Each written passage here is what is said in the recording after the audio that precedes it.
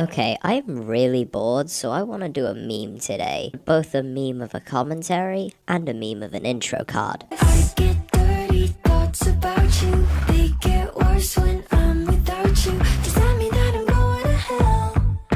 Or are you thinking them as well?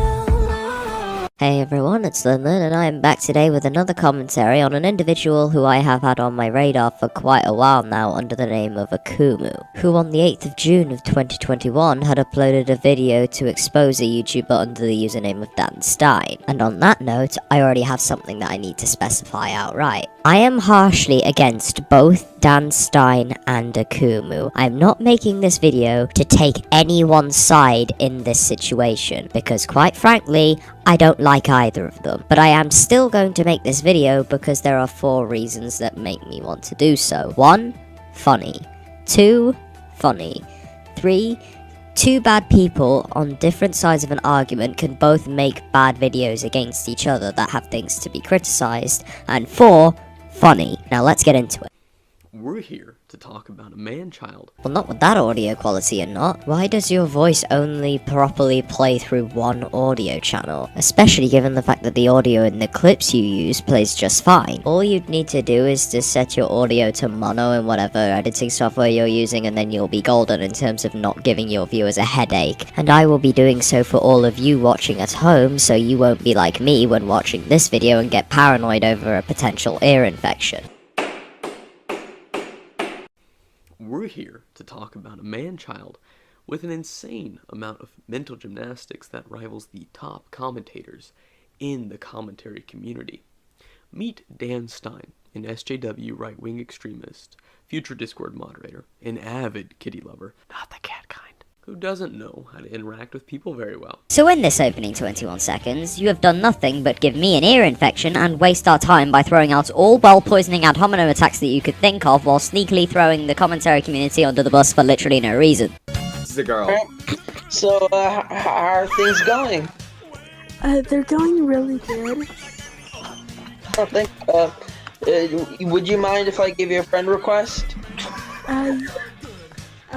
No. Alright, I wouldn't need. alright. So yeah, would you like to hang out more often? I think that would be nice. Alright. So is there anything you would like to talk about? Hey, Kane, how old are you? I'm 13.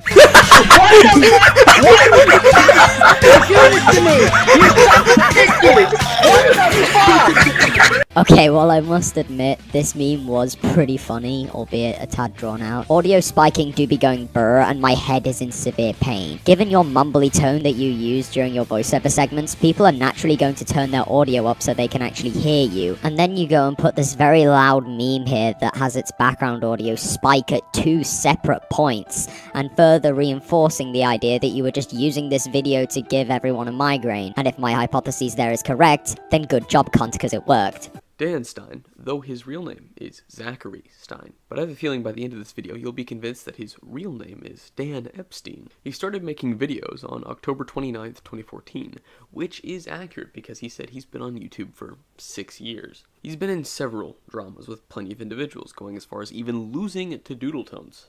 Yes, he lost to Diaper Boy. Ignoring the fact that you belittle Doodle Tones to nothing more than Diaper Boy for literally no reason at all, I don't see why you are portraying Dan as pathetic for literally just losing a drama against Doodle, especially considering the following 3 factors. First, we don't know what that drama is. Second, while excluding the diaper memes and the spat with just a robot, Doodle's reputation is actually pretty solid. So how is Dan losing to Doodle so relevant that you feel need to point it out specifically over all of the other dramas that you acknowledge that he's been in? And finally, are you really want to talk? Given how the most notable moment of your history is you just sticking Madame's feet in your mouth while getting kicked in the head by Ponder Sprocket and Nezzy Monster. Or to take a page out of your book here, yes, he lost to Margaret Thatcher's drug addict of an alter ego, and white privilege. All jokes aside, I really do not see how you are able to shame anyone for losing a YouTube drama when you yourself have your claim to the little fame you have being exactly that. Dan's string of idiocy is very vast.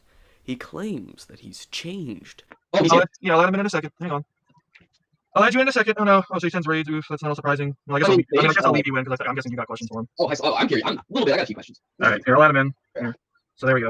All right. Let me just say something about those screenshots that you're posting. Do you not realize how old those are? From a few months ago this year, yes. And you're not considering. Wait, so you realize that these are from months ago, right? From this year, pretty recent, yeah. Pretty recent. Pretty recent. Wait, Dan, is your logic that people can't criticize you for what you did in the past? Is that what you're saying? I mean, they can if I haven't changed.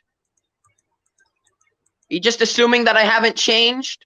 I don't know you personally, but I mean, what about telling people to?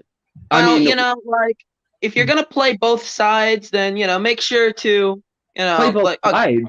What are you talking about? Not only was the clip you used mostly just filler with only a small section being about Dan trying to say that he has changed, but even so, changed from what exactly? You haven't gotten into anything that Dan has done yet, so telling us this now doesn't really do much of significance for us. So this kind of thing would be much more prudent to place near the end of the video where we have already been informed on what he has done, why it's an issue, and how he hasn't changed. Apparently to Dan, 2 months is a long time, and you shouldn't bring that up. But he can bring up stuff from 3 years ago on others, like GhostDXE. And yet you don't show a video of Dan doing this to GhostDXE. I'm not saying that you're lying about this per se, but it does come off as sketchy at best when you have a lot of footage for almost all other points that you make throughout this entire 4-hour video. Dan Stein is the commentary community's Christian, but worse. People deny it, but many of his actions and behaviors are similar to Christian's. Let's take a look at Christian, specifically Rogue Internet Man's video reading Chris and his ego. Why is Chris such an egotist? He shows himself because they won't share the shit away for all the trouble other people. He sits in silence, taking over. He uses perception of proportionality between problems and ability. Chris is completely negative. He is a sociopath with an internal scale by which he weighs the importance of himself against that of others just as far as his favor. The problem is compounded by his autism, making it difficult for him to understand social cues and relating only to his peers. He grew up in a different world. That explains why Chris was an egotist, struggled with his egotism, or has tendencies towards egotism. While Chris's childhood was less than ideal, he shouldn't have been quite so critical. Time and spirit should help him temper his ego. His half-brothers supposedly suffered far worse and still managed to make something of himself. But Chris developed a confusion and style altogether. His egocentric style pushes him to persist, most children usually arrive around age 7. Chris is still an egotist because he lives in a social time capsule that has allowed him to carry on for over a decade without a single life lesson. He still lives in a time capsule because it's easy to be discoverable and people like. For those of you who don't know what egotism is the belief that you're pain, being capable of being free, controls all others, divorce and loss of loved one. Children, shouldn't be easy to grasp. Not gonna lie, this ain't it, Chief. Making a comparison of this nature this early on doesn't make much sense when your viewers are given so little to go on so far. And then you spend a decent amount of time on playing clips that serve no purpose but to prove this comparison. When not only do the viewers not know why this comparison is valid just yet, as I have said already, but at the end of the day, who someone is like isn't what you should be focusing on. You should be focusing on who they are. A few examples of this with Dan can be seen when he is constantly throwing his friends under the bus, lying to slither his way out of a mess that he made. And with how muttery you get here, I can barely hear you over your background track. Just another one of this video's frankly bothering production issues. I'm taking up the hit. Or we can look at him blaming his parents for anything and everything.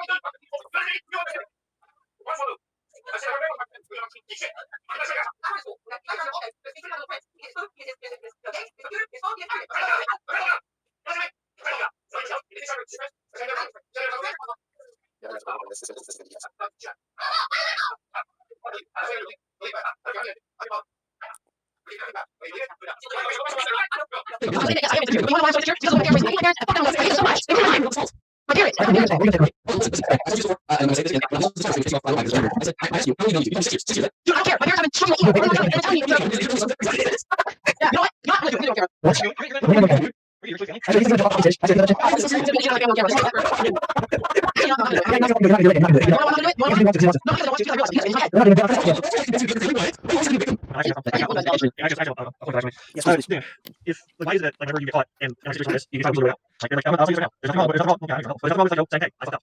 That's how it's raised. That's how it's funny. That's how it is. They call it like, trying to like, weasel monkey. They call it weasel too. I know. Like, they only like made these like emails, you know. Like I remember like there's a picture. I used to have my wall. I was a really little kid, but like these little leather jacket on a motorcycle with sunglasses. Chill with Ghost Rider. Rocket Raccoon? No, these are they have little sunglasses things.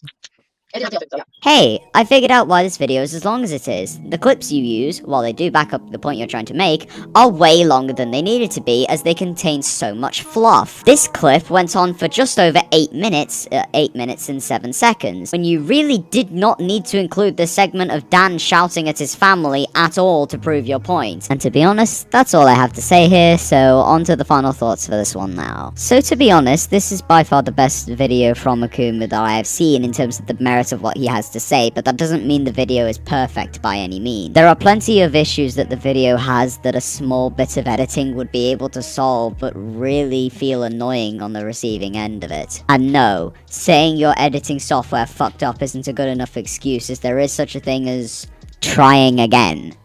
When you must resist the urge to make a Doodle Tones reference. Unless you are somehow able to prove that the way your editing software fucked you over in a way that made the video completely unsalvageable any other way, there is no excuse for you not to go back and see what you could have done to solve these problems. That being said, I've been Lin Lin, and I will see you next time. Take care, everyone.